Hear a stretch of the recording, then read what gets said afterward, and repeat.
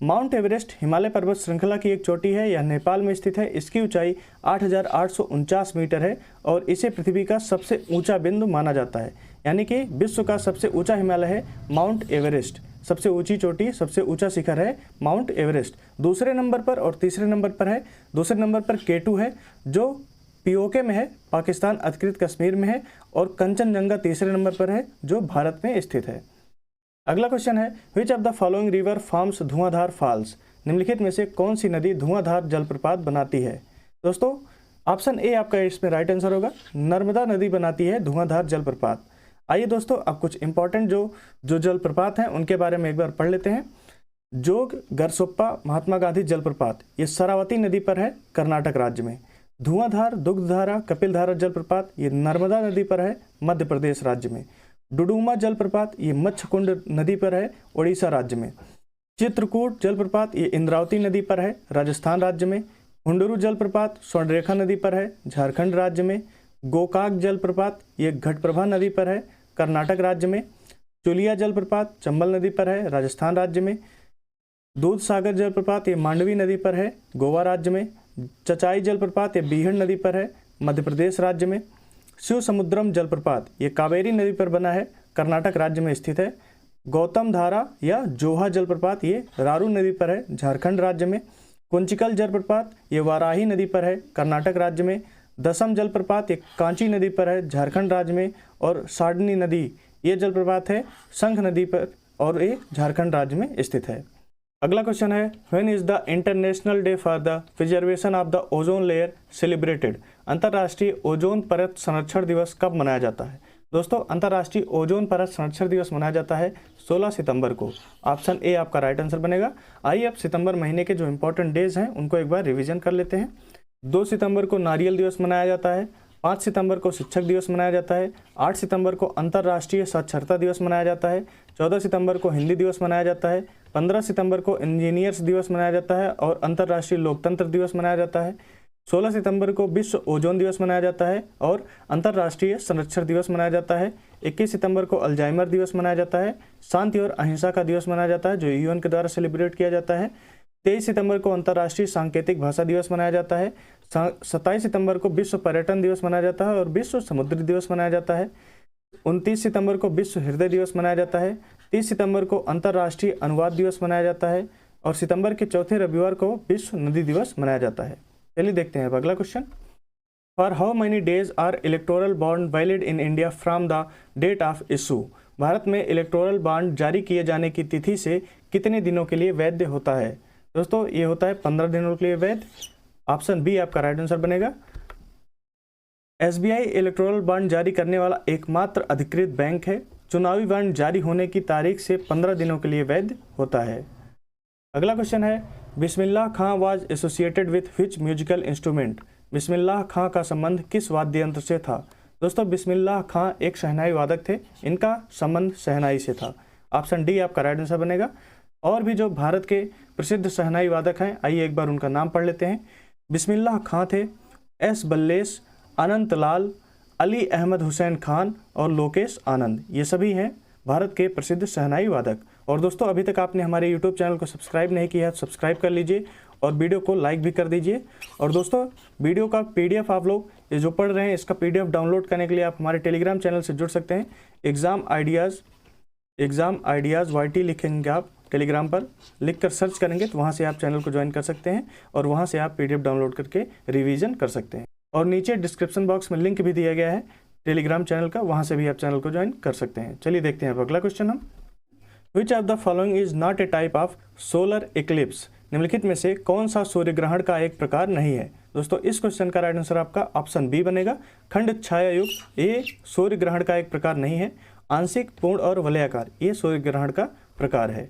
सूर्य ग्रहण एक तरह का ग्रहण है जब चंद्रमा पृथ्वी और सूर्य के मध्य से होकर गुजरता है तथा पृथ्वी से देखने पर सूर्य पूर्ण अथवा आंशिक रूप से चंद्रमा द्वारा आच्छादित होता है, तब इसे हम सूर्य ग्रहण कहते हैं। यह घटना सदा सर्वदा अमावस्या को ही होती है।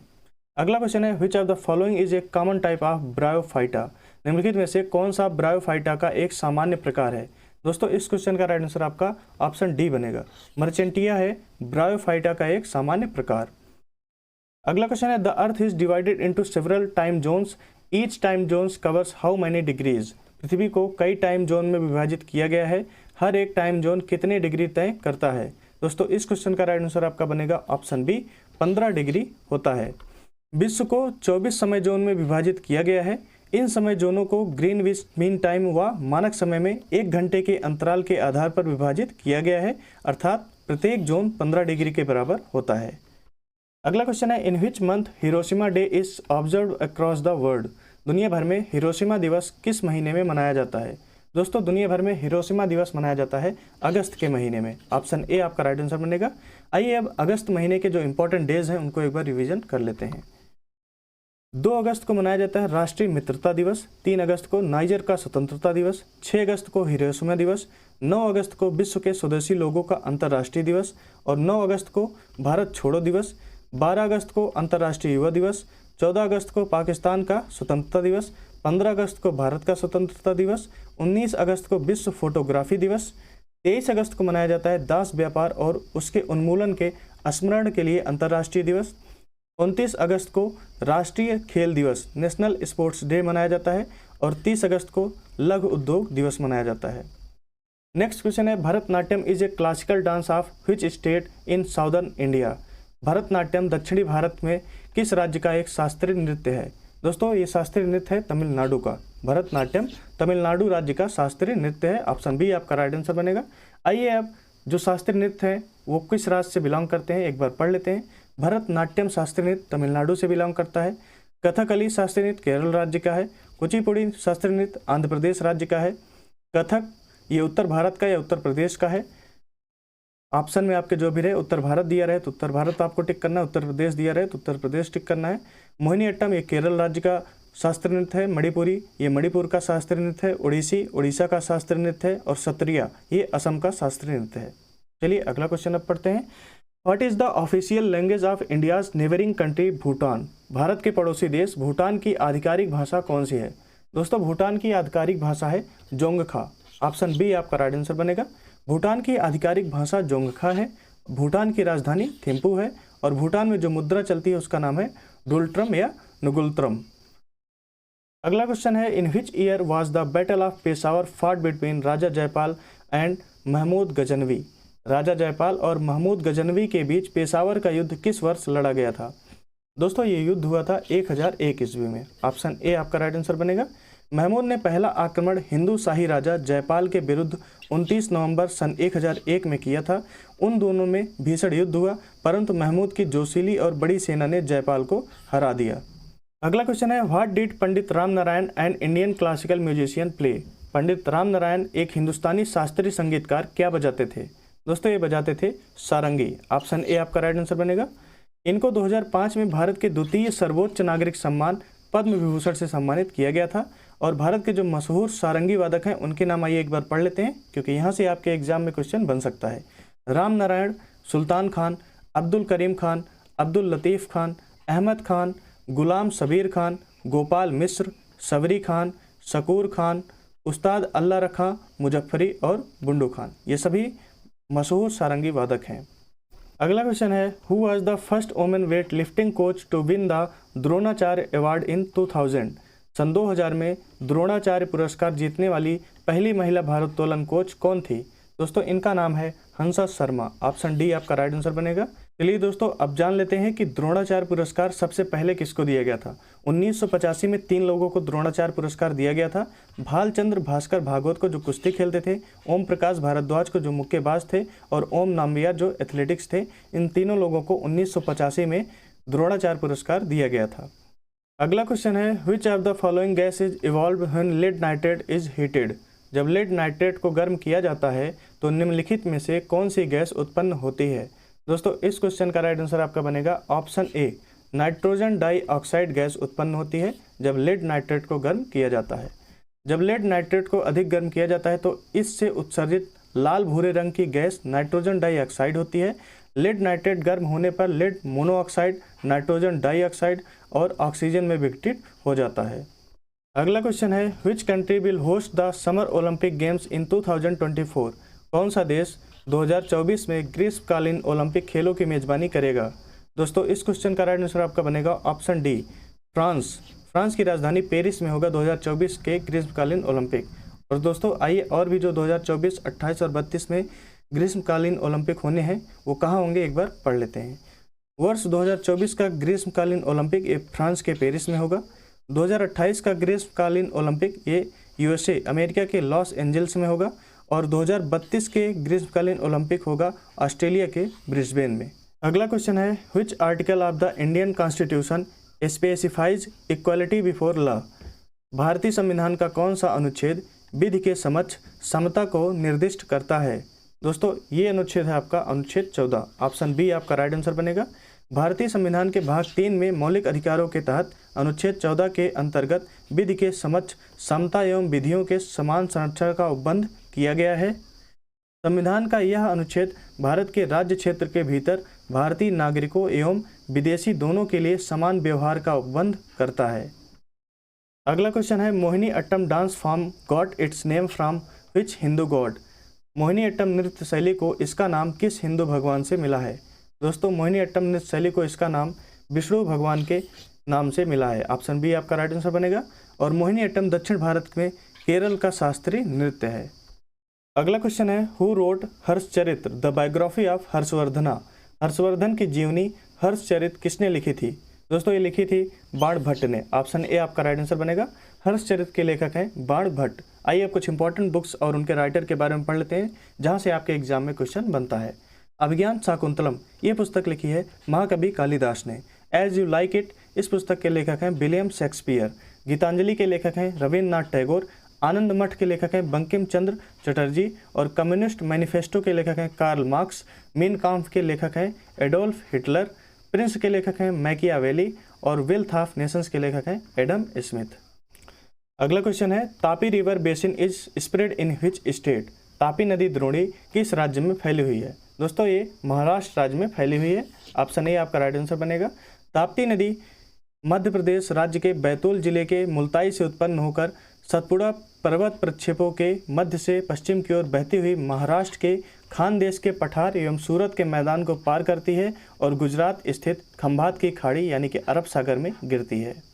अगला क्वेश्चन है, which of the following temple is located in Tamil Nadu.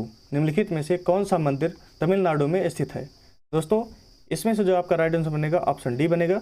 सोर मंदिर ये तमिलनाडु में स्थित है। आइए दोस्तों अब कुछ इंपॉर्टेंट मंदिरों के बारे में पढ़ लेते हैं कौन सा मंदिर किस राज्य में स्थित है। जैसे है पहला बद्रीनाथ मंदिर, ये उत्तराखंड राज्य में स्थित है। केदारनाथ मंदिर ये भी उत्तराखंड राज्य में स्थित है। अक्षरधाम मंदिर ये नई दिल्ली में स्थित है। बृहदेश्वर मंदिर ये तमिलनाडु के तंजौर में स्थित है। लिंगराज मंदिर उड़ीसा के भुवनेश्वर में स्थित है। सोमनाथ मंदिर गुजरात के सौराष्ट्र में स्थित है। जगन्नाथ मंदिर ये उड़ीसा के पुरी में स्थित है। कामाख्या मंदिर असम के गुवाहाटी में स्थित है। विरूपाक्ष मंदिर ये कर्नाटक के हम्पी में स्थित है।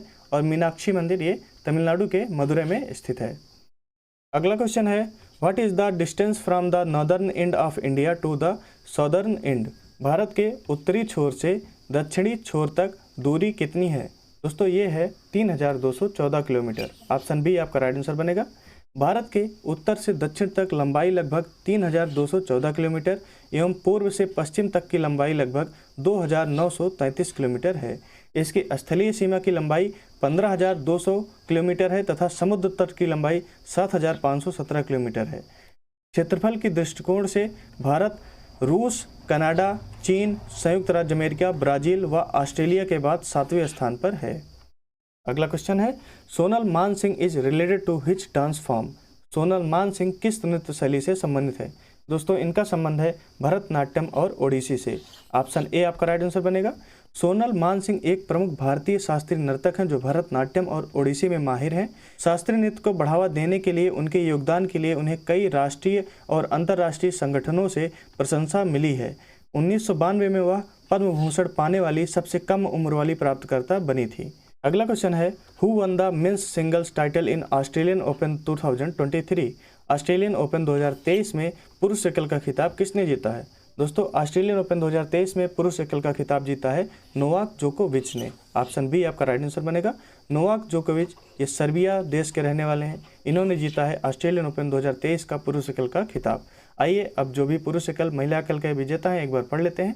पुरुष एकल का खिताब जीता है नोवाक जोकोविच ने, जो सर्बिया के हैं। इन्होंने हराया है ग्रीस के स्टेफनोस सित्सिपास को।